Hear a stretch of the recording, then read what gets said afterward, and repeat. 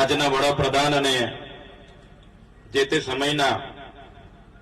ગુજરાતના મુખ્યમંત્રી એવા નરેન્દ્રભાઈ મોદી સાહેબે જ્યારે 7 ઓક્ટોબર 2001 ના રોજ ગુજરાતના મુખ્યમંત્રી તરીકે શપથ લીધા અને આ વર્ષે જ્યારે એમને વડાપ્રધાન તરીકે અને એમના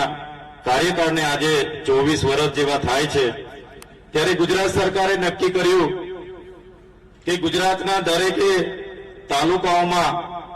આ સપ્તાહને 7 ઓક્ટોબરથી લઈને 15 ઓક્ટોબર સુધીની સપ્તાહને આપણે વિકાસ સપ્તાહ તરીકેની ઉજવણી કરીએ। એ ઉજવણીના ભાગરૂપે જિલ્લા અને તાલુકાનું વહીવટી તંત્ર,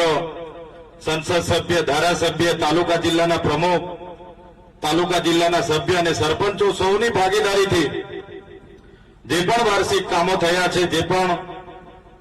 લોકો સુધી માહિતીઓ પહોંચાડવાની છે, એ માહિતીઓ માટે અનેક પ્રકારના કાર્યક્રમો થાય છે। અગાઉ ગ્રામ વિકાસ વિભાગના લગતા કામોનું ખાતમુહૂર્તની સાથે માહિતી પૂરી પાડવામાં આવી, સહકાર વિભાગનો એક દિવસ ફાળવવામાં આવ્યો, એની માહિતી પૂરી પાડવામાં આવી। એ જ પ્રકારે આજે કૃષિ વિજ્ઞાન કૃષિ મહોત્સવના ભાગરૂપે કૃષિને લગતી તમામ યોજના, તમામ વસ્તુ આવે છે, પણ ક્યારે એનો અમલ ક્યારે સફળ થશે કે એમાં વહીવટી તંત્ર ખાસ કરીને પૂરતું ધ્યાન આપે અને સાથે સાથે સ્થાનિક પદાધિકારીઓ સાથે સંકલન કરે, સ્થાનિક ગ્રામ પંચાયત સાથે સંકલન કરે, ત્યારે એનો અમલ સારામાં સારો થઈ શકે છે। એ જ પ્રકારે અનેક યોજનાઓ આવે છે, અનેક પ્રકારના આવે છે, ત્યારે આ બધી માહિતી આજના કૃષિ મહોત્સવ દરમિયાન આપણને માર્ગદર્શન મળશે। તમે જોયું હશે ખેડૂતો પણ ખૂબ સારી મહેનત કરે છે। કાચો માલ પકવીને જ્યારે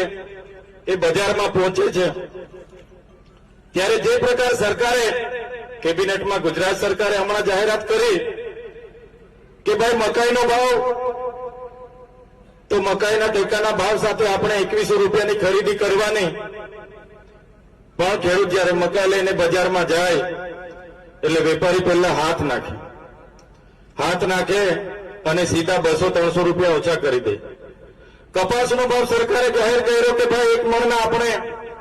1622 રૂપિયા આ વર્ષે ટેકાના ભાવે ખરીદી કરવાની છે, પણ તમે જોજો જેવો કપાસ નીકળીને બજારમાં જશે એટલે વેપારીઓ 1600 ની જગ્યાએ 1200 પણ આપશે મણના,